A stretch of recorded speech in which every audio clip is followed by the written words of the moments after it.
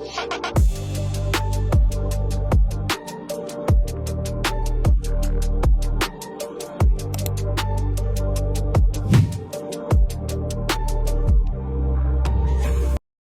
and welcome back to Gooner Scouse. Today we're joined by Roopa Vyas, COO of Her Game 2, an organisation leading the fight against sexism in sport and changing the experience for women across the game.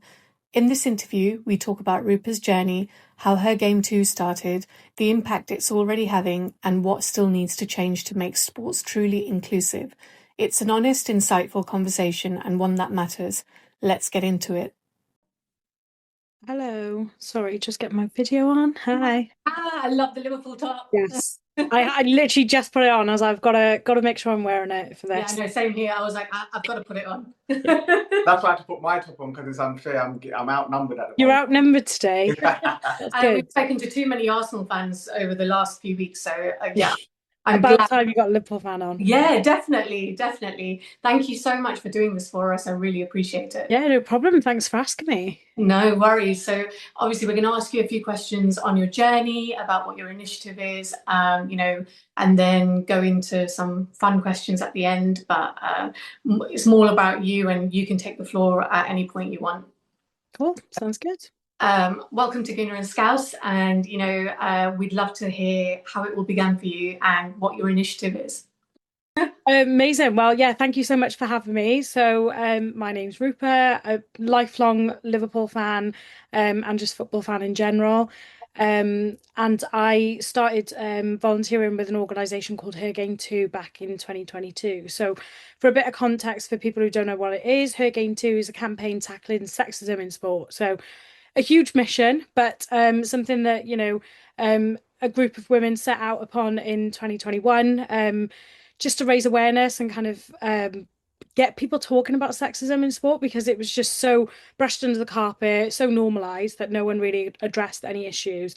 And it all began on social media with a viral video holding up posts just saying, get back in the kitchen, make me a sandwich, you know a lot about football for a girl, and things like that, which people like myself were just ticking off as we watched. And from that, it grew quite quickly into a movement in sport.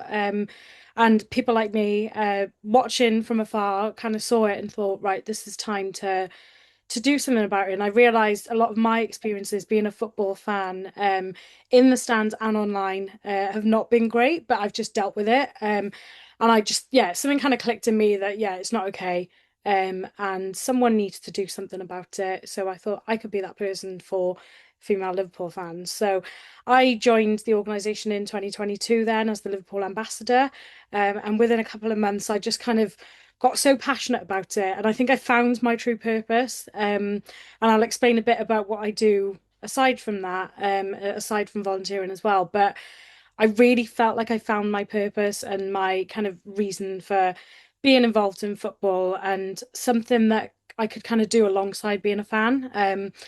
So I got really wrapped up into it, and then I got asked to help lead the organisation, and it's still a voluntary organisation. It's a community interest company where nobody's paid for their time, but we get donations, and that means we can make things happen across grassroots football and activations across professional football, across the country really. And we've expanded so much across the UK. We've got over 80 of the 92 football clubs across the UK partnered with us already in less than 5 years.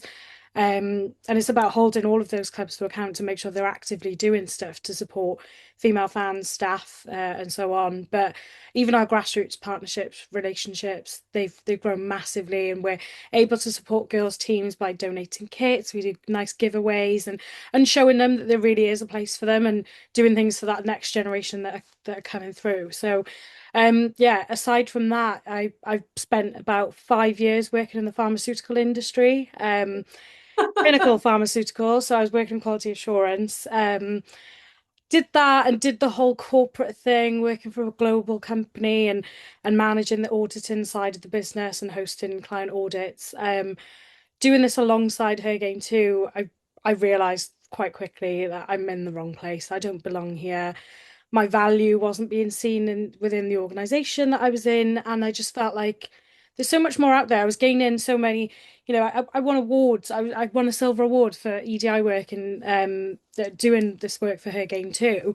That I thought I'm being recognised outside of this, and in my other life, my alter ego was being recognised and praised outside of this, and in work I just wasn't getting anywhere. So I made a huge switch this time last year, actually, so 2025 in March. And I now work in equality, diversity, and inclusion as my primary job. It's a part-time role. It's in the public sector. It's not in sport, but it's because of the work that I've done in sport that I've kind of taken a whole new path. So I've been on a journey, but Yeah. a really, really good one.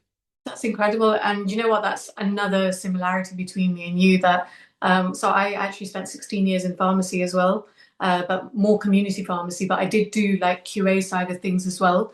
And then made a switch. So I'm there now. But yeah, so I understand the need for a switch and the need for a purpose.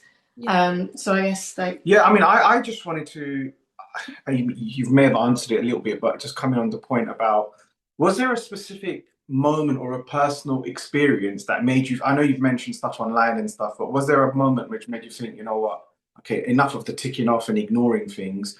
I need to get involved in something like this, or take more of an active role in the game too. Sorry, it's a bit wordy there. Was there a specific moment that made you realize, you know, I need to be a bit more involved? Yeah, I can't pinpoint exactly what it was, but I think for me, just seeing that they didn't have anyone representing Liverpool within about 10 months of the organisation, I thought it's one of the biggest clubs. Surely you'd have Yeah. people sign up to represent quickly. But I think I've experienced so much casual sexism in the stands and from friends as well. So I just thought it's not about policing people's behaviour and kind of changing the traditions in a game and the culture and that sort of thing. But I mean, it is a little bit about changing the culture because there's some stuff that happens at football that you wouldn't do in normal life because it's not Yeah. acceptable. So why is it acceptable in the stadium? But little things like just walking in a pub and people are like putting their hands on your waist as they walk past you. And it happened the other day where someone just felt the need to kind of put his arm on the top of my arm as he was passing, but he didn't touch any of the men that were around. And it's little things like that where women just feel slightly more vulnerable. And I realized that I think it was after COVID. So before COVID, I went to university in Liverpool.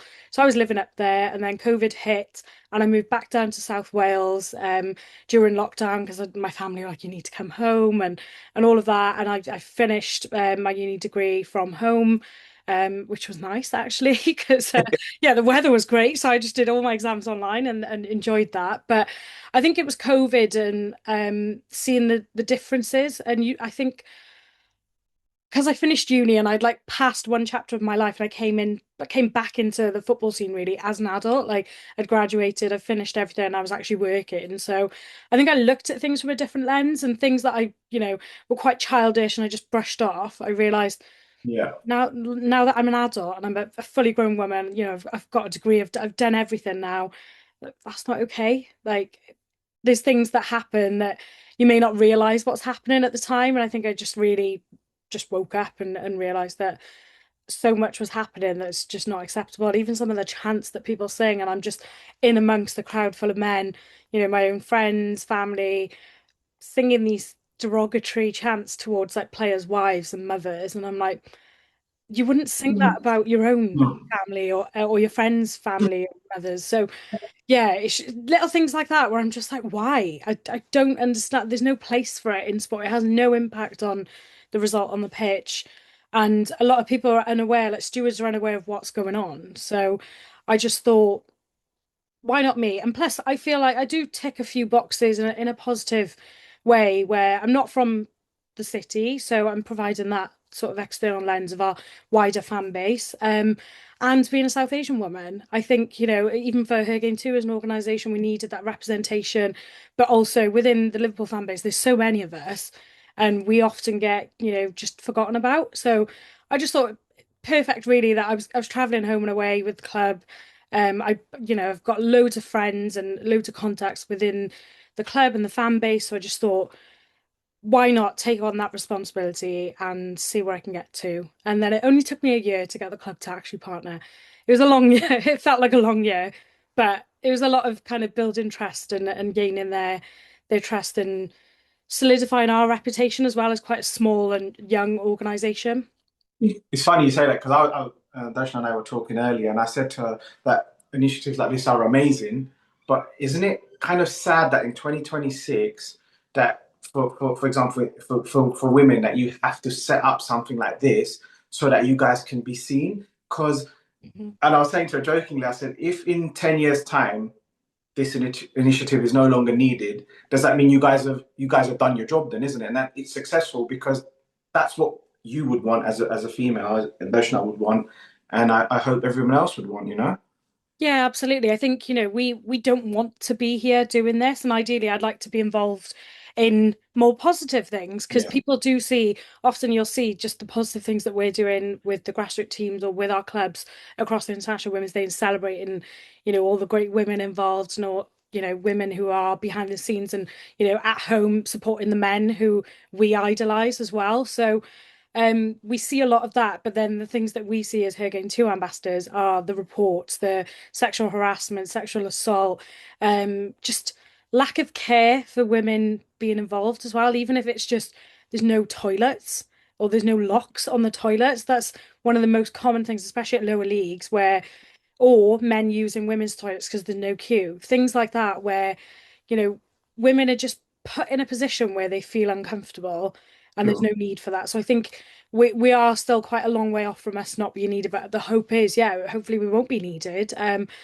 And we've done our job and we can move on to supporting other people with, whatever's next. Yeah. Yeah, do you know what? I think it's so amazing that you've done this, and you're representing a whole host of like Asian women as well, like that need a voice and need to be shown that we are here, we love our teams, and it needs to be inclusive to everyone. I guess my question to you, like, obviously you mentioned that it took you a year to gain Liverpool's trust. How are they like to work with now that you've gained that trust? And are you involved with like other football teams as well, or is it just Liverpool you're working with? So for me personally, it's Liverpool who I represent as the Liverpool ambassador, but I also, as one of the leads of Her Game Too, I have ambassadors kind of underneath me, if you will, like reporting into me. So I manage relationships with clubs like Everton as well, which it was a tricky one to deal with, especially Yeah. before Liverpool partner, but it was really good from that perspective of seeing what they're doing as well and working with them. And yeah, I've become a true professional now. I've even been on the pitch at Goodison in a Oh, red blazer.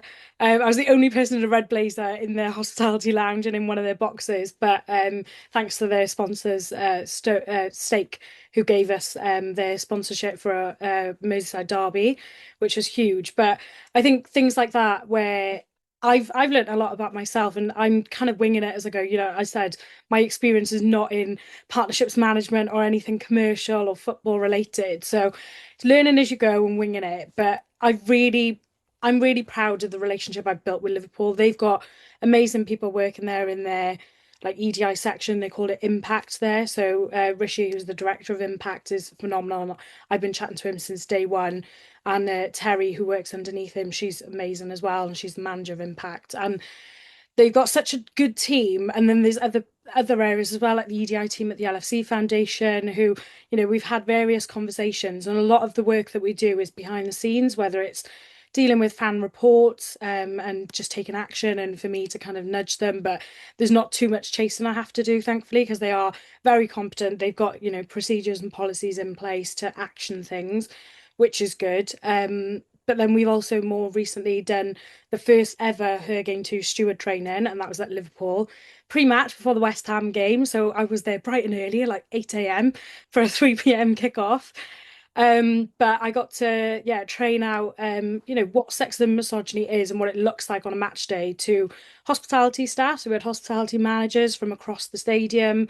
They were in nice and early and, yeah, quite engaged with the training as well. And there's a few faces that I recognise. So it was nice for them to kind of see me in a more formal setting than when I'm in the lounges and stuff like that. So, yeah, it was great to kind of just remind people that this happens. And I carried out a survey when I joined Her Game 2. I just wanted to survey Liverpool fans specifically. Her Game 2 did a generic survey previously, but we didn't capture what clubs were involved. So I just wanted to just get a consensus of what's happening at Liverpool, because a lot of people are like, there's no sexism at Liverpool. Like I've been going for 30 years and it's been fine, but that's not everyone's experience.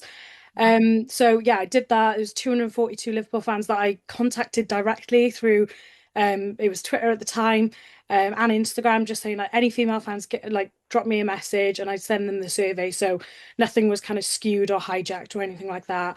And some of the experiences that people shared anonymously through that, one was from a hostess that worked at Anfield.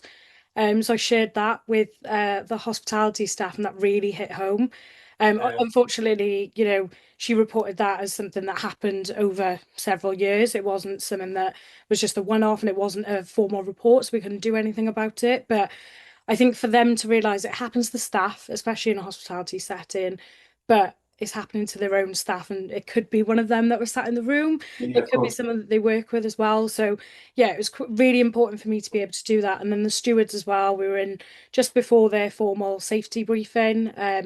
I took the floor for about 30 minutes and kind of gave them an overview, and it's really, really interesting. And loads of people taking notes and photographs, and everyone was really keen to kind of learn more. I had a couple contact me directly as well, when I left my contact details. So really good to see that the club, I think in general, they do a lot with EDI and fan engagement and stuff like that. So the support is there. It's just sometimes people think they know what sexism and misogyny looks like, but they don't unless you tell them explicitly. So explaining this to them and just kind of telling them as well, some of this has happened to me, seeing their faces, and they were like, okay, like this is real and it's happening. We need to just keep an eye out. And for female fans to know that the stewards have had that, it's so reassuring, because now even I feel more comfortable going up to a steward and saying this has happened, and they'll more likely do something about it rather than brush it off and say, oh, don't worry, you'll be fine, that type of thing. So yeah, really important. And Liverpool have been absolutely brilliant over the years. And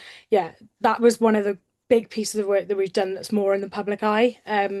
But yeah, the rest of it, just constant communication, which is great, especially a club of that stature to Yeah, be doing that. definitely. So yeah. You know, I was going to say, have you noticed a change that you can see necessarily from when you sort of joined to say now, and what do you think? I know you said there's a lot of work to do, because I think a lot of things are lost in just saying, oh, it's banter, and it's fine when you're not going through it, but if you're a female, it's not banter, is it? When you know it's constant, it's too much to handle. But have you seen things change in the say 3 4 years? And I think it started, was it 5 years in May that it's been running? Yeah.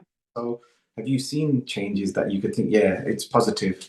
I think on the whole, yeah. Stand specifically, maybe. Yeah. I think like for my personal experience, I don't know if it's sometimes people are just a bit afraid to like, oh, can't say that around here now, which it's not a bad thing. At least they're stopping themselves and checking themselves and their behavior, because they clearly know it's wrong. Yeah, So I've seen that sort of difference, but I think on the whole, we're seeing reports increase, which is a positive sign, because it just means that fans are more aware of reporting. Clubs are doing better at kind of advertising the reporting. They include sexism on the list, the discrimination, if they're using their own reporting lines.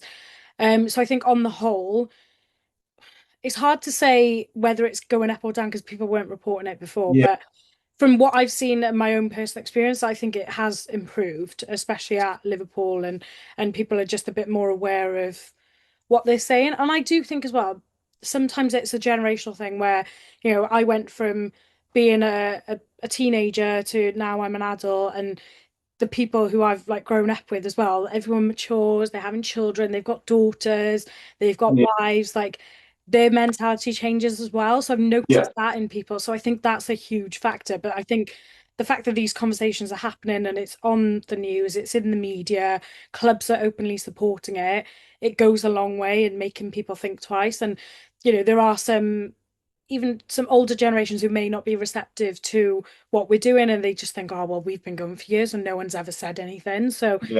that doesn't mean that it wasn't happening and it's okay. So it's just, yeah, getting through to different people. But I think we've done a great job at doing that and trying to kind of sell the message across, yeah, all clubs and all leagues, really. So the more we continue to work with clubs as well, like we still haven't got Arsenal on board. So I'm surprised, because yeah, we obviously our ladies team is historically they would really promote the ladies team and stuff like that. So I think you should push for it, because I like one of the good things I saw was like the ladies now play at the Emirates as well, so they get so that's really good. And when I watch like because I watch the girls the ladies play and I see that all the little girls in the stand and I think what a brilliant thing that they can little girls can go and watch and feel comfortable and they're watching it. They don't have to watch it in a little stadium where it's almost like you're a thought in the back of their mind. You know, you're at the main stadium, but yeah, you should push them. You know.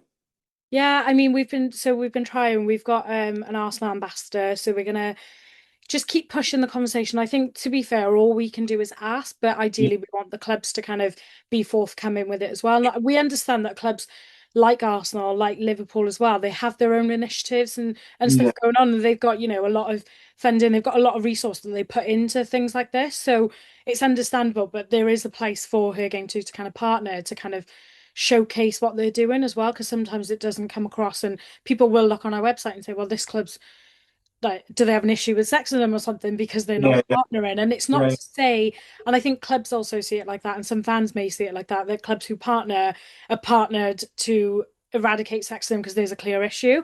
And that's not the case at all. It's about the positive elements as well as kind of safeguarding sometimes minor incidents, but you know, any insight that we can give and share from partnerships with our other clubs and having just having that female fan who is there as that point of contact, you know, that's what they're there for. If it's just a fan has come into a game, I travel up to Anfield on my own. So if I was going to a game on my own and I felt more vulnerable, then maybe I'd want that female fan to just meet up with outside the ground. And, you know, it's not easy to kind of, yeah, just sit together because you can do that at lower league clubs. At bigger clubs, you know, you've got your seat and it could be up in the gods or it could be the other end of the stadium, but just meeting up around stadiums and things like that and having that safe friendly face to talk to as well can really Even make a difference. going into pubs and stuff as well, Yeah. like, you know, or like, you know, you want to meet up earlier, but you're too, sometimes if you are, because I've been going alone as well, like, I'm from the Midlands, and before I got married, I used to go up like a lot of times on my own.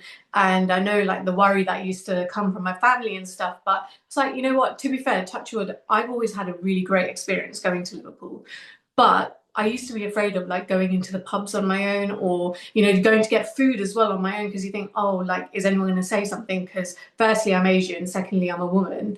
But it's quite nice to know that, you know, there's stuff like this is available where I can contact someone and say, you know what, I'm coming. Can we meet up? Can we have a drink? Yeah, and it could even just be connecting you with somebody else as well if we've got a community, and that's I guess that's the beauty of it. And with Her Game Too as well, it's great that we've got a huge community of ambassadors. So depending on who we're playing, there could be different ambassadors to meet up with and that sort of thing. So it's not just fans of your own team either. And I've Yeah. never had so many fans of different teams who are my friends.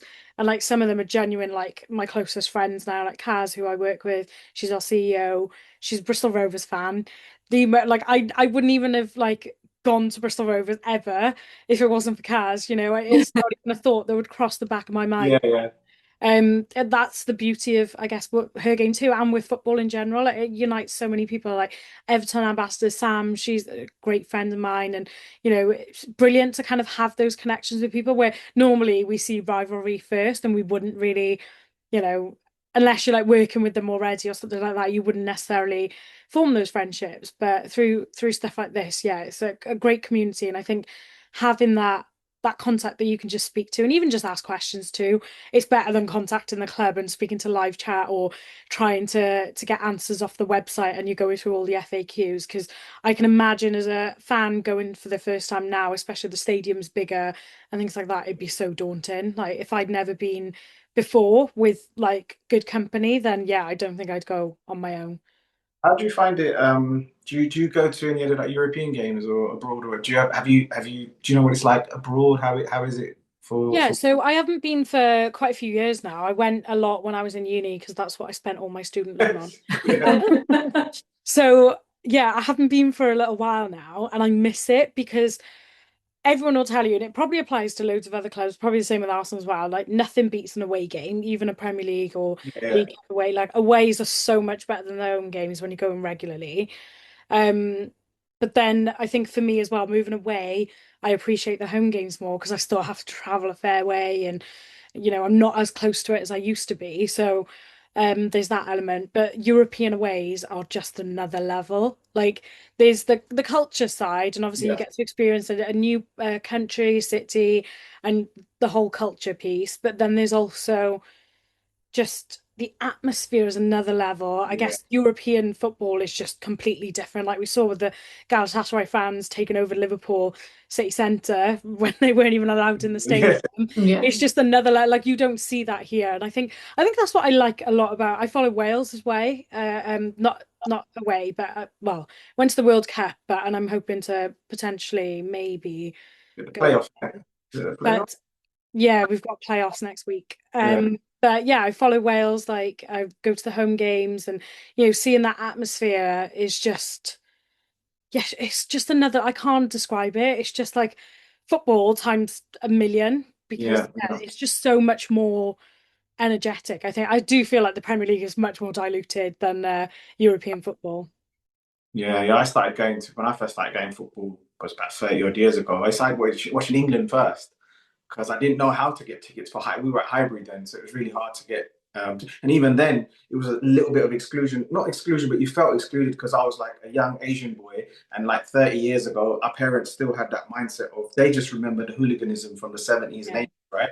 So even like my mom would be like, "Are you sure you're going to go to the football?" I'm like, "It's cool, it's fine," and it was fine, but you still had that element as a lad as well, like, "Oh God, I'm worried. Am I going to be all right here? Because is this safe for me?" But it's touch wood, it's been okay. But you see things and you do get worried sometimes. I think as well for us, there's probably that element of we don't want our parents to have been right. Yeah, Like about some of the issues. Like it was my grandparents that were worse, and my parents were just kind of trying to, live up to my grandparents' expectations. But my granddad, yeah, he watches the news all day, every day, so he'd be seeing all the negative stuff. And then I think there was a story a while back of a mother and sorry, a father and a daughter who went to Man United's match, and it was in the Indian newspapers as well that he'd get. So he'd cut it out and showed it to me, and I was like, well, I can't read it because it's in Gujarati and I don't read that. But he like read it to me and he explained what happened. I was like, yeah, but it's not like that. But then also there is that, yeah, there's that niggling doubt in the back of my mind. Like, if something ever did happen, I would hate to be proven wrong and to prove yeah, them right.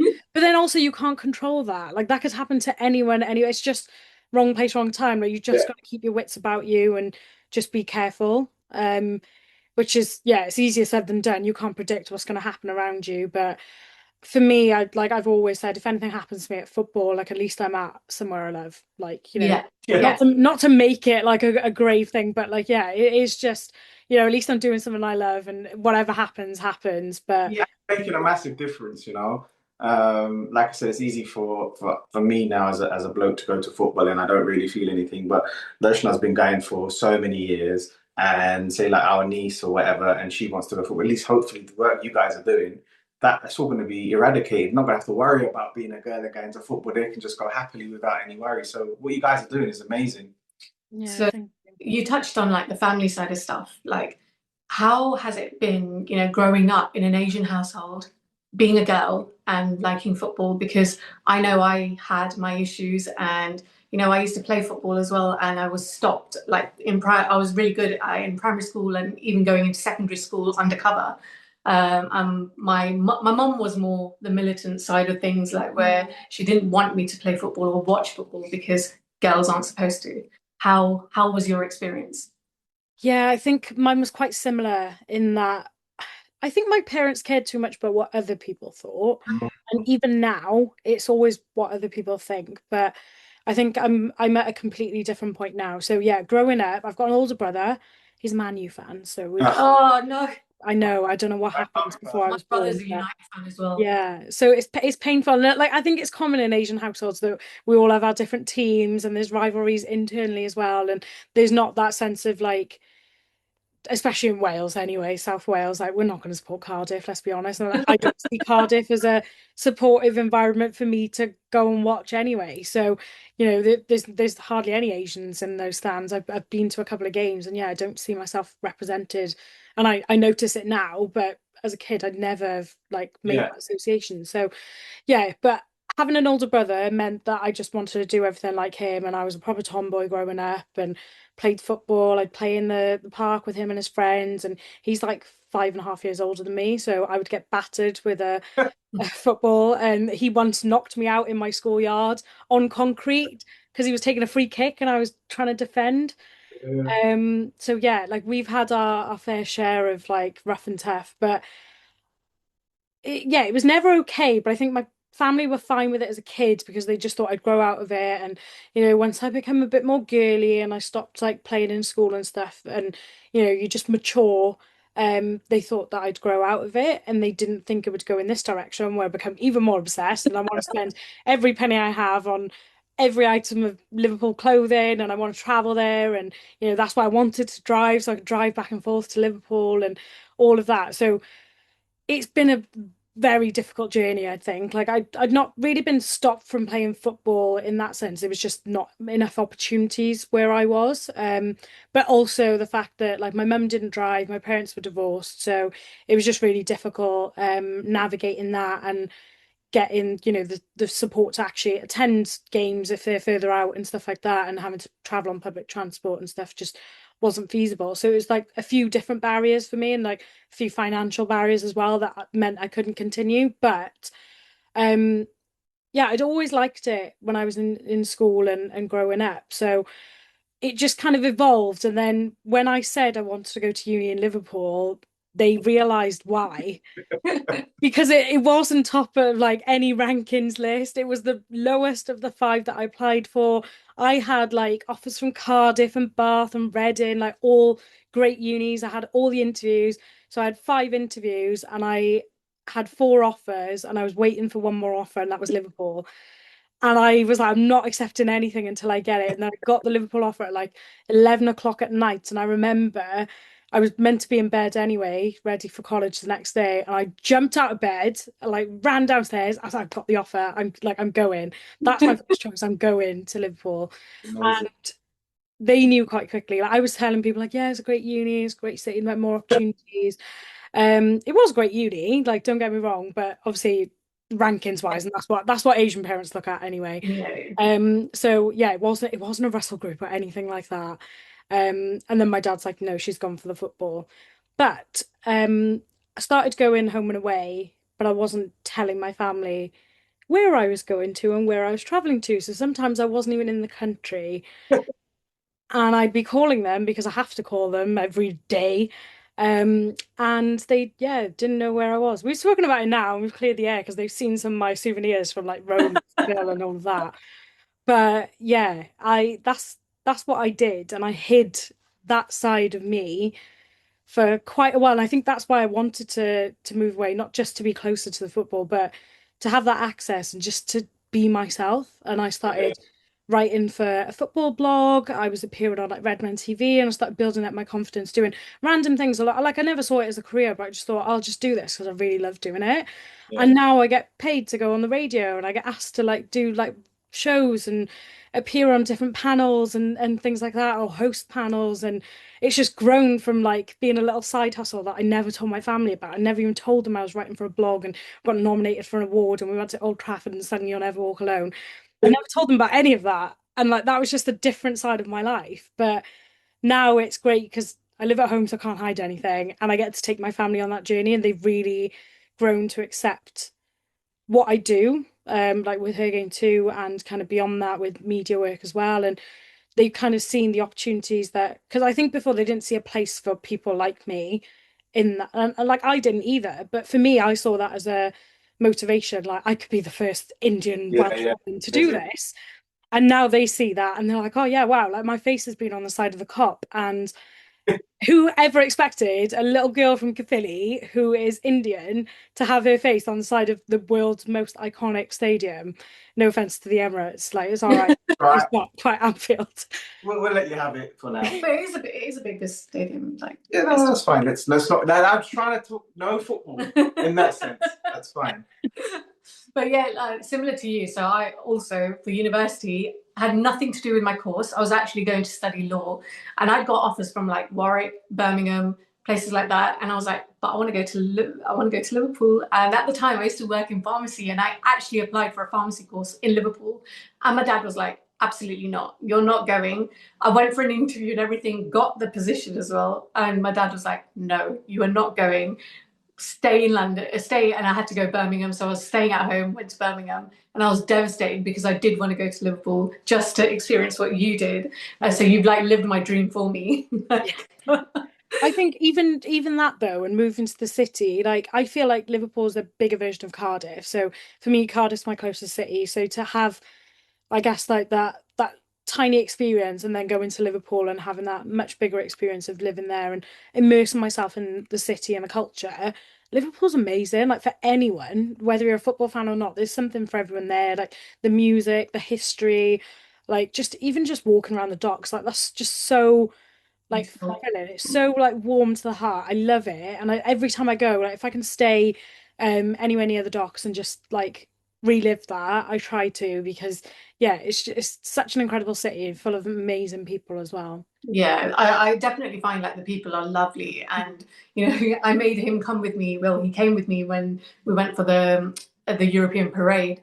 So all like his best friends, my brother-in-law, we're all Liverpool fans. So I have like my own little group with them, and he obviously all men going to a parade. So he came with me, but he literally sat in the car in a car park all day while I came to the I just parade. went for her. Do you know what I mean? Otherwise, That is dedication. Fair play.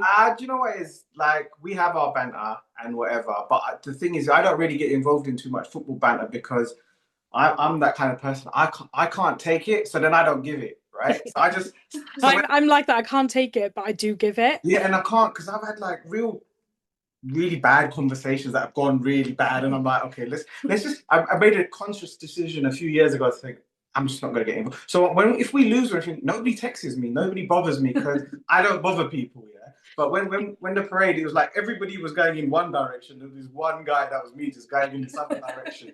But hey, you know what? My brother's a Liverpool fan. My brother's like a lot older than me, and we're in our 40s. So yeah, I mean, it's your team, right? You got to do whatever you can, whether it's a parade or a game away or whatever. I'm going on Sunday, and I can't. I'm buzzing. Like I woke up this morning, and I'm like, oh, I can't wait for Sunday.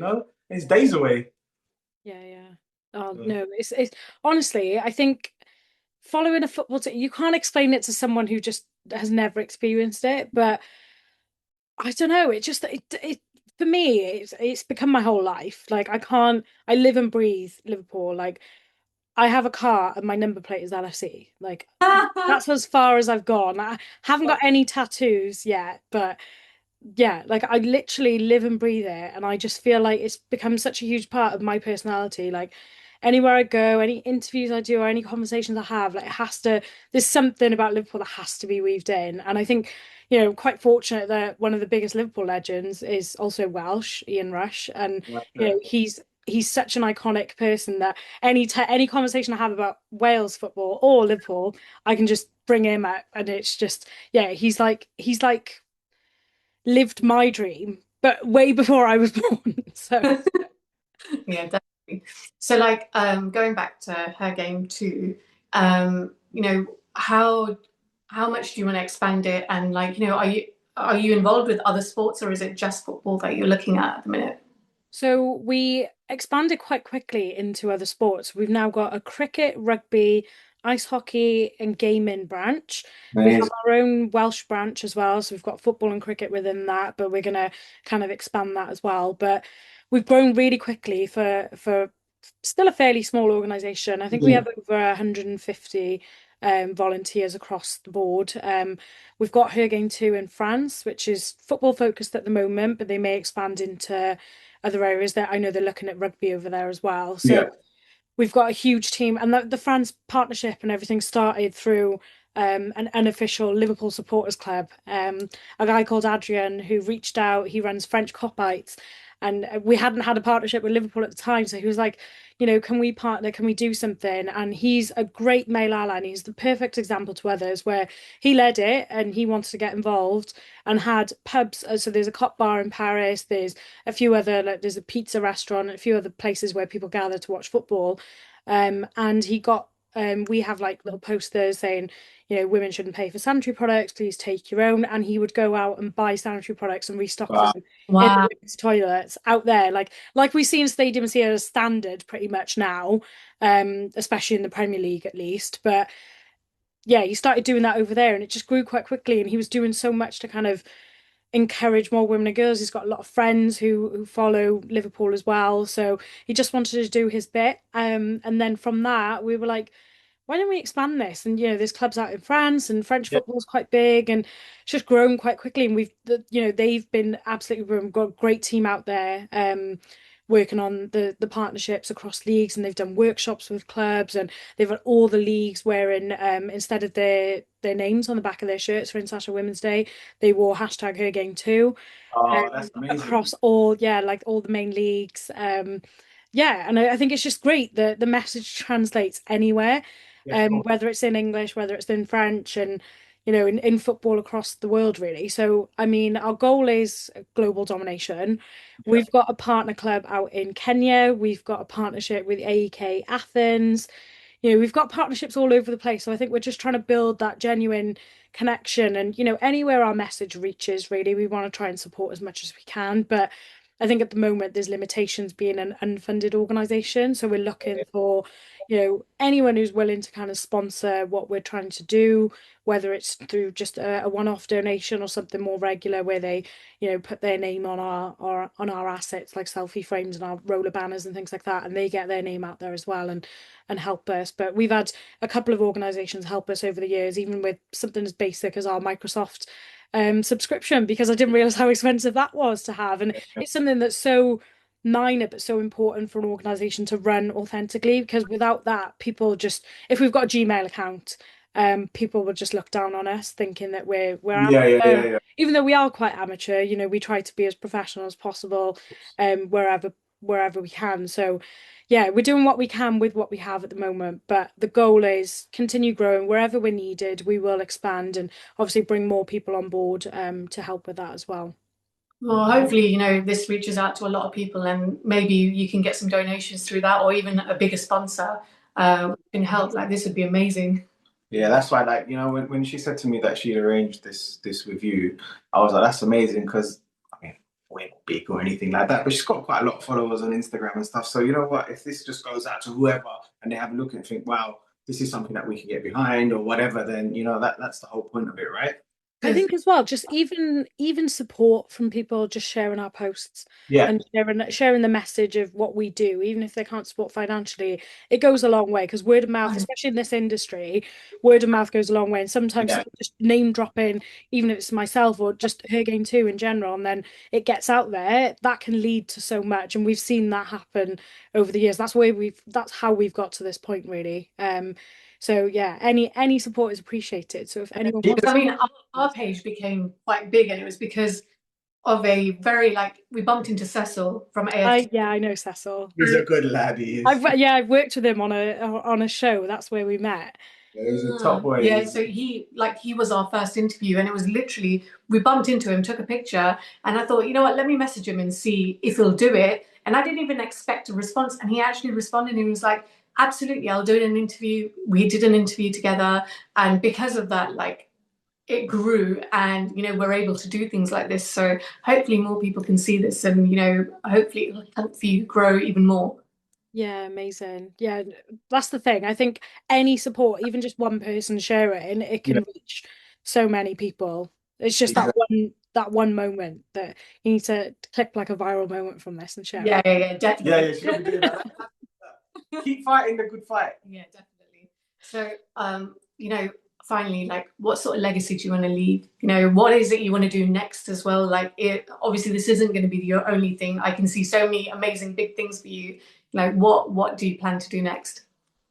So I think for me personally, I'm going through a journey of growth. As I said, I changed jobs about 11 months ago. So kind of cementing my legacy as an EDI professional now, and not just kind of winging it as I go and seeing how Yeah. things go. So working in the public sector at the moment is really, really giving me like a lot of experience, but I want to build on that. And the dream is to do something like this in a formal role at a football club. So I thought initially, oh, I could jump straight into that. And, you see things working in the background and you think, oh, yeah, I could do that. But I think the reality is as well, the grass isn't always greener and football is tough to work in. You're expected to do about 5 jobs in one. So, yeah, I learned that the hard way, a lot of rejection. But that I think that really helped me get to this point, and I'm really grateful for the role I have now because I think it's actually probably better for me, than going straight into a football role. But I think the dream is, an EDI role at Liverpool is my ultimate goal because if I can do this and expand kind of what I've been doing as a Her Game 2 ambassador, into the club and the fan base and kind of help them in all areas, then yeah, I'd love to do that. But I think for Her Game 2 as an organization, we want to, the main thing is obviously once we get that huge injection of funding, that we're able to kind of put some more like some part-time and full-time roles into this where we're Yeah. able to actually dedicate time and not be distracted by our day jobs and our, everyone's got like family and other lives to deal with. Mm. Once we're able to have that sort of solid commitment, we're able to kind of push this to the next level. We want, clubs to have formal training programs with Her Game 2. We want leagues to kind of push this messaging as well as much as possible. And I think that's where the difficulty is because there's so many campaigns now in the Yeah. season's calendar where we want to Yeah. just make sure it hits home. So I think the training has the most impact and speaking to people face to face and yeah, being able to deliver those programs is great, but it's not feasible for us right now to kind of get across to every club and every league. So yeah, I think building on programs like that and then being able to find those clubs that are really struggling, those grassroots clubs where they need, whether it's they need support, they need more female coaches, and being able Yeah. to push through that. There's so many grants and funds out there that people don't know about. Yeah. Yeah. Help, whether it's just signposting them to apply or having our own kind of funding pot that we can donate out to people to get those qualifications for coaching and get more females on the Yeah. touchlines and in those roles and being those role models for that next generation because we're really lacking in that. And I think Yeah. that's where clubs have really struggled as well with getting grassroots teams set up. There's a lot of dads doing great work, but I don't think they realise the impact of having girls and women involved in the coaching aspect as well. So Yeah. I think changing that and getting more women on that side of the game, refereeing as well. I know it's quite a toxic environment to be in, but if we can Yeah. put more people into that, and change the landscape and change the narrative a bit, I think, yeah, just domination really. Yeah. Well, we're not trying to take over the game as well, but we just No. want to just everyone to realize that women have a role as well and women are, it'd be great to see the first female manager in the Premier League. I think, that is coming soon, I think It won't be long. one day. Yeah, and I think that would be amazing to actually see, but I think it's really difficult sometimes when some narratives are still, pushed and shared and there's still a long way to go even with LGBTQ plus inclusion, and that's been a very long journey. So I think we are looking way into the future, but hopefully we can do our bit in the meantime to support the fans as well around. You're doing amazing already, so yeah, just keep it going. And I guess do you have any messages for people out there that may want to join the organisation, help support your cause? How can they do that? Yeah, so if you head to our website, we're always looking for volunteers to help with social media, content creation, or if there's something that we don't currently have advertised, we can find a role for you. Like that's the beauty of us being a not an unstructured organization. I don't want to say that sounds bad, but yeah, we're just, because we're volunteers as well, we can kind of make things work for other people. And we've created roles for people through the organization, or even if you're someone really good at like public speaking, you want to help us with the community talks and stuff, there is a role there for you, beyond just representing a club as well. So yeah, just get in touch. We have an ambassador application form. There's loads of roles. There's something there for everyone to get involved with. We even had our own podcast, but we dipped off. So if anyone wants to come in and run that, then the door is open. So yeah, even you guys, if you want to come in and help us or guest host, then we'd love to have you on. But we're always trying something new, trying new ways to reach people. So yeah, we're open to any and all ideas. And if you want to support us as well, there's ways to donate. We have a Patreon page where people can subscribe and you get exclusive access to things. And one thing I did forget to mention was a program that we run called First Time Fans. So in partnership with EA Sports, we set up First Time Fans to get women and girls to their first ever match, ideally a men's match. So we did this at Liverpool last International Women's Day 2025, and I managed to take 5 women and girls to their first ever game. We had sisters, we had mother and daughter from South Wales, and then we had just a young woman who came on her own. Her dad was attending the match, but she'd never actually been to the match herself. And yeah, programs like that are so important. We've done bigger programs at other clubs as well, and it's all dependent on ticket availability and stuff that we can arrange. But through EA Sports, they've got partnerships with most teams across the leagues, really. So they help us with the tickets, and then we help by hosting them. So we had a great day at Anfield. We had a stadium tour. We went to the fan zone. We met Mighty Reds, and we met Natasha I like Dowie. Mighty Red. Yeah, Mighty Red is great. We met Natasha Dowie. She had a good chat with the first time fans and welcomed them to Anfield. And then we just enjoyed, I think it was a 3-1 win against Southampton on International Women's Day, which is amazing because very rarely do you get to, especially at clubs like Liverpool, do you get to actually sit with people that you know and watch the game, let alone sit with 5 other women and watch the game, which was amazing. And even for me, as someone who travels on their own and sits in random places of the stadium, mostly amongst men, yeah, it was a really nice experience. But we do that across the leagues as well. So keep an eye out on our website. We've got, I think we've got Spurs coming up this week. We've done some with like various clubs, and we're always looking to do more. So yeah, just keep an eye out for that. And if you know someone, yeah, pass on the message as well that we'll be doing that. And if there's anything that we can do or that I can do, just give us a shout. I mean, whatever. Just yeah, if we can help anytime. And if you can get me a ticket to go to Liverpool, because it's so difficult getting a ticket, and I've always paid over my nose to go and see a game. So let me know. I will. I definitely will. Maybe we can go together. Yes, yeah. Do that. Well, I had a couple of ideas that I'll message you about later, but my brain's been whirling as we've been talking. I get like, now that we've done all the serious part, like obviously our channel is like more about like the travel, the food, and the sports as well. We do a bit of everything. Yeah, we do everything. Whatever we can do, we chat. So we thought like we'd ask a few like fun questions. It's quick fire. So to start with, you want to do the food one? Yes. Right, your last meal, right? What's that? What's your? If you had a choice of your last meal, what would it be? Because we're real foodies. Chili paneer made by my mum. Amazing. We'll have to try that. Yeah, well, I literally asked her yesterday. I was like, "Can you please make it this weekend?" It's the first weekend I'm home for a while, so I'm having chili paneer this weekend. So obviously, you absolutely love football. What other sports do you love? Is there any other sports that you like? So I don't have a time for a lot else, but Formula One is something that I got into in the last 2 years. And it's a weird, everyone's going to think, oh, Drive to Survive. Not Drive to Survive at all. I still haven't watched it. I went to my first Grand Prix in Qatar with my brother and then like got really hooked on it. So I experienced it first and then I tried before I buyed. So same as you, I was a big F1 fan. It sort of dwindled over the years, but I used to watch it when like Michael Schumacher used to race and followed it quite a lot. Been to Silverstone. So yeah, I like you. It's something I enjoy. Yeah, I haven't watched a race at Silverstone, but I went to their lap of lights for Christmas. So I drove my car around the track at 5 miles an hour.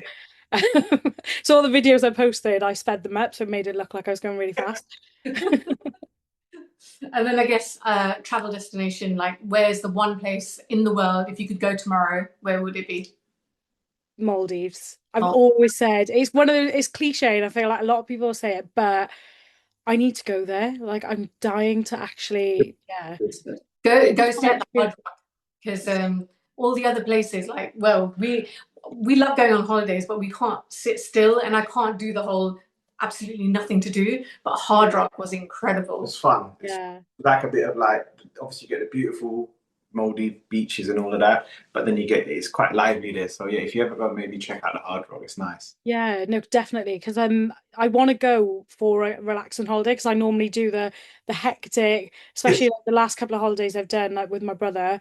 They've just been like non-stop, like a full itinerary. We've got to go here, we've got to barely have time to sleep. And I value I know that feeling. Yeah, so I want to do a relaxing holiday, like a nothing holiday, but just yeah, just experience it because you see all the videos and stuff. I'm like, I want to take my own videos of that stuff and I want to capture my own memories. I don't want to watch it through my screen. So yeah, and I think the UK weather just kind of pushes me further to go away. So yeah, definitely. It But really is like another that. place, yeah, another place I really want to go to is India. So I want to take my mum back to see her family, because she hasn't seen them in nearly 20 years. Wow. So that's something that we're looking at doing. But I think with the current situation, it may be off the cards for now. But yeah, it's definitely we've got our passports renewed, so we're We're in gonna India. so Gujarat and Mumbai as well. So we've got family kind of all over the place. But I haven't visited like Taj Mahal or anything like that. So I want to do the touristy things as well. Yes, yeah. My brother did it all when he was a baby, and I did nothing. Oh, bless. Yeah, well, you will go. I'm sure you will. And you know what? We were there in December, and we're Mm. actually going back in a couple of weeks. And like, they absolutely love football. And in fact, they've got so many Liverpool supporters groups like out there. It's absolutely nuts over there. The LFC Mumbai supporters group are massive, and Yeah. I've been lucky enough to bump into them at Anfield a couple of times. So yeah, got good links there. So I was thinking if we are going during the season, I'm definitely going to get there and watch a game with them as well because they put on like a huge event, and we don't do anything like that like in No, you other can. parts of the country.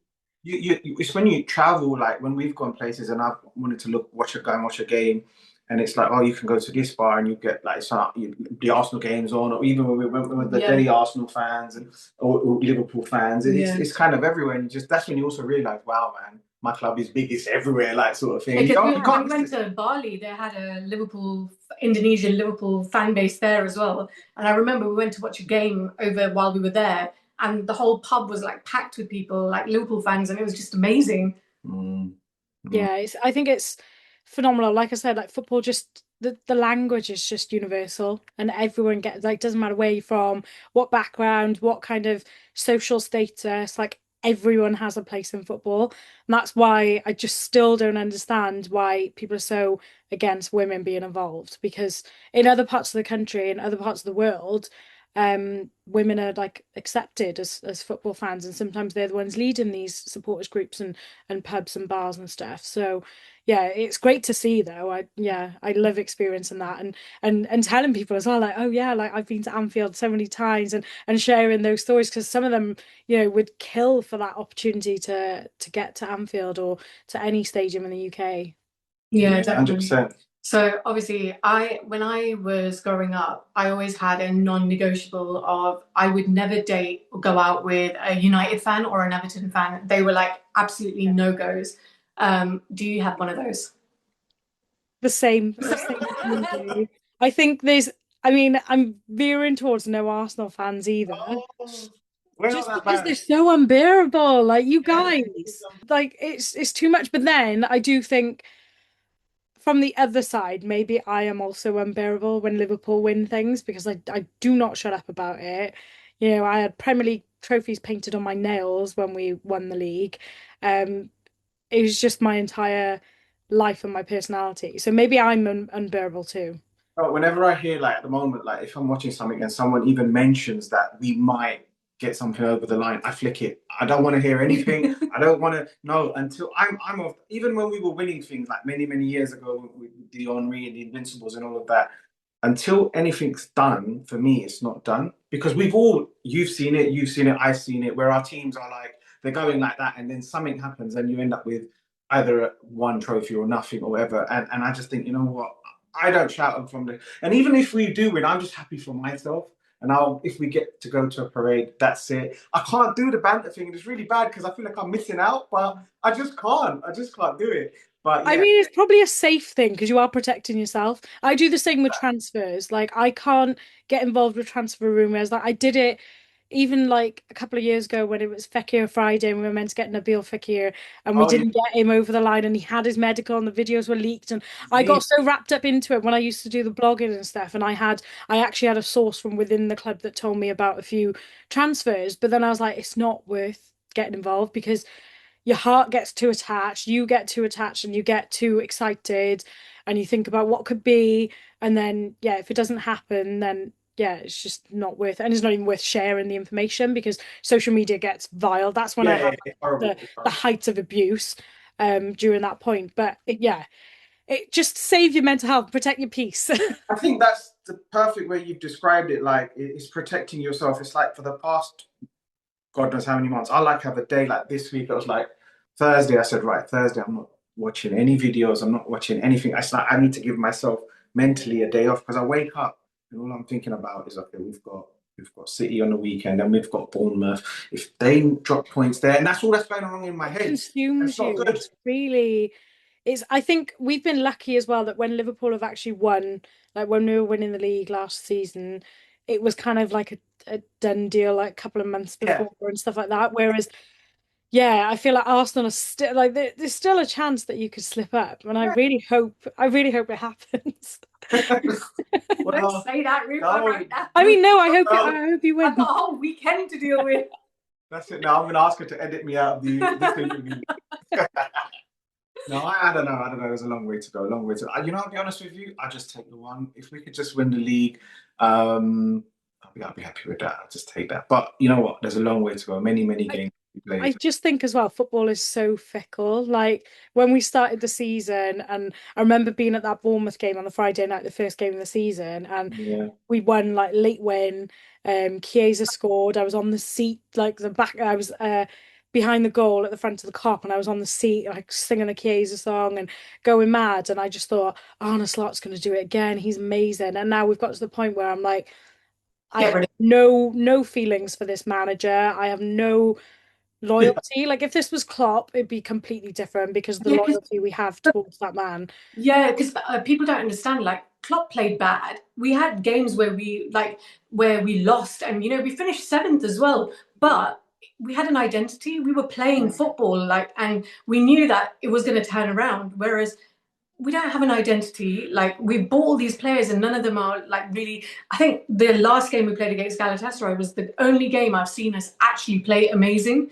Like probably Real Madrid as well. We played good, Yeah. but all But it's those one-offs as well, where yes, they're important games and they're Champions League games as well. But like I was at Forest away and we couldn't even string a pass together.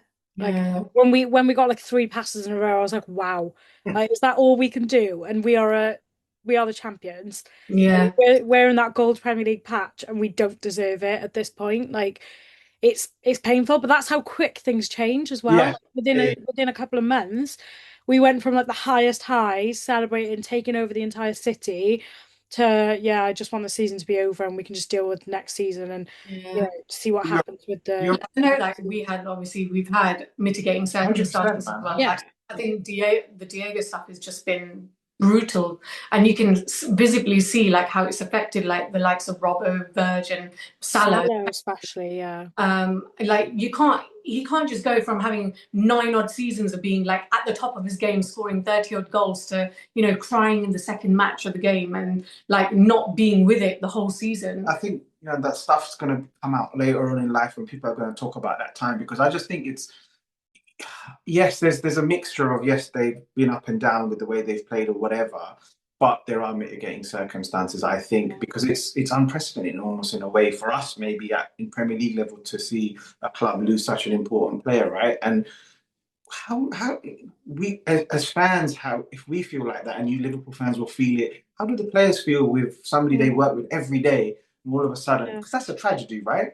I think as well though, when you talk about this outside of obviously this is a space where we all understand, but when you talk about it on social media or you talk about it anywhere else, people are like, I, "Oh, it's just an excuse," and it's not an excuse because these people are living it. And like I lost my grandfather coming up to 2 years ago. I'm not over it at all. Like I wear a ring with his ashes in. Like I keep him with me. I talk about him all day, and that's someone that I've been around constantly. He was my neighbor. We live next door to each other. So things like that, where I realized as well the true impact of these people are together 24/7. He was young, he had a family as well, yeah, like really young family. yeah, And if we're feeling that pain as fans, those players are going to feel it 20-fold yeah, exactly. to what we are. And I think they have done well given the circumstances. But I think when you think about just the football itself, they're not there's like new players that have come in as well. So I think there's an expectation that obviously the new Yeah, bring that new energy. And some of them have as well, so it's not been all bad. Yeah. But I just think some of the decisions from Slot as well need questioning on that front as well. It's Balance, that isn't it? decision making. Yeah. He's lost it completely, and I think he's losing the dressing room, which is I which do is a think, shame given that we need the unity at the yeah, moment. I do think like when Heitinger left, I think Arne has been a bit found out. Like I think he probably played a massive part, and I know the players like really gelled with him as well. And I think he's just been found out a bit, and maybe like maybe obviously the Diego stuff's probably affected him as well. But equally, like I just think you've got to have being a manager is it isn't just about the football or the tactic side of things, like it's the man management as well. The way he handled all the Salah stuff as well I thought was really poor. The way he speaks about Curtis or like Chiesa as Yeah, well. he calls a lot of players out, and especially like young players, for Yeah, him to he call them doesn't out play the on. young players. Yeah, He doesn't want to go to the youth. Like he could have played Calvin Ramsey like so many times. Instead, he's pulling Soboslai from the middle to go play in a rock position he's not meant to. yeah. Like, yeah. Yeah, he's I too good mean, a we could player talk about this yeah, forever. he's too good a player to be the one who's sacrificed. I think Soboslai is your key man at the moment, and he shouldn't be the one moved around when you've got right backs. But I don't know. Let's see. Football's a fun. Like you said, it's fickle. Yeah. And Liverpool are not a sacking club really, so I'll be surprised if they did get rid of him because I think he's got credit because of last season, maybe what's happened. So I don't know. Maybe they'll give him. No. I can't see them sacking him midway through a season though, like next year. Like they either start with him. Yeah, Or, they either or start fresh. I mean, I think to be fair, I thought he should have been gone around Christmas. Yeah, so do So, I. and I'm not normally too vocal on stuff like that. I'm not one to kind of bring a player or a manager down, but he's just not, something's not right and he's not gelling, he's lost them. We can't continue like that. And his decisions, he doesn't learn from them. He doesn't think, okay, that didn't work. Let me try something different. Let me make a sub before the 75th minute. yeah, managers are Just that. That's all I ask. But also, like, why would you complain about low block if you know it's an issue? Deal with it. You're a manager. You're a Yeah. Premier League manager. Like, deal with I it. think that's when people see excuses because you get frustrated because I don't think nobody has a should play how you particularly would want them to play. There's so many ways of winning a game. Yeah. Right? I'm not enjoying the football that we play at the moment. It's not brilliant, but sometimes you can only play because other teams are dictating almost how you play. If there is a low block, then you can't play that quick football because you're almost looking for that little intricate pass. But it's slow to watch. But then I watched the City West Ham game. City were playing very similar. It's very kind of slow. I watched you guys. You were playing, and when we play, sometimes it's in the Champions League. It's very different. Like when we played on Wednesday against Leverkusen, it was like, wow, where's this Arsenal been all season? But we're not facing that in the league. Do you know what I mean? In the league, everyone's sitting back. Well, that's fine. We have to find a way. And mentioning it, I think that's when they think it's an excuse rather than a reason. If that makes Well, that's because people slated Klopp over the years, saying that he's bringing up excuses and he's whinging, he's a crybaby. But I think, honestly, I don't think there's anything that he brought up that was wrong. Even when he was complaining about kickoff times and fixtures being close together, he actually probably prompted a bit of a change because now other clubs are talking. Arteta mentioned it not long ago. Guardiola's mentioned it as well, and people are actually talking about it now because Klopp isn't there to moan about it, so they have to. Whereas Yeah. like Slot is genuinely just whinging about something that is a nothing issue, I think. Yeah, and it's a job to change it. Exactly. thing is, you'd always, I mean, we used to get it then back in the day with Wenger, when Wenger would say something and he would say, this is a reason or whatever. And it was just like, it's seen as like, oh, that is an excuse, it's a reason, etc., etc. But I don't know. Let's see. Yeah. Football is fickle. Do you know what? Thank you so much. Like, Take I up would so take much up of so your much of your time, but like, we really appreciate it. And Really yeah, appreciate it. really appreciate Thank you for having me. I really enjoyed it. This is the first podcast I've done in a while. So yeah, really enjoyed it. We went over as well. I know we was meant to do an hour, but we went over. Okay, that's absolutely fine. I think it's because we got into the football talk. That's why we just kind of like Otherwise, it would have been just let I off. said, you know what? Let's not talk about football too much. Let's focus on the initiatives and stuff like that. But you can't help it, innit? It's football. Man. Yeah, it's natural, and I think it's nice to speak to a fellow Liverpool fan that Yeah. gets it. And I feel like we are quite similar, so we definitely have to touch base after this. And Yeah, because I was thinking, you know what, maybe we should do something like together. to send you. I also on top of her game too, and I did forget to mention, I set up a supporters group for South Asian Liverpool fans Saw called that. Roots. So yeah, I will send you some details because currently I'm the vice chair of it, and I'm the only woman in the WhatsApp group. So I'd love to have, we've got a few who signed up but don't want to be part of the WhatsApp group. So I want to create that community and get women involved as well. So yeah, you're more than welcome definitely to join us and join me, because I'm outnumbered at the moment. And also because I run it, I feel like I police it a little bit as well when things cross the line. I'm like, guys, come on, we're trying to be positive here. But yeah, we've built up a really nice community already over the last couple of months. So we're looking to grow that as well. Brilliant. Brilliant. Okay. Well, have a good weekend. Have a good weekend. And I'll be in touch with you soon. Yeah, fab. Thank you both. Thank you. Lovely Bye. meeting you. Yeah, so Bye. Bye. Big thank you to Roopa Vyas for such an important and insightful conversation. If you enjoyed this video, don't forget to like, subscribe and share it with someone who needs to hear this message. Drop a comment below. We'd love to know your thoughts and what stood out to you the most. And make sure to check out Her Game Too and support the work they're doing to make sport inclusive space for everyone.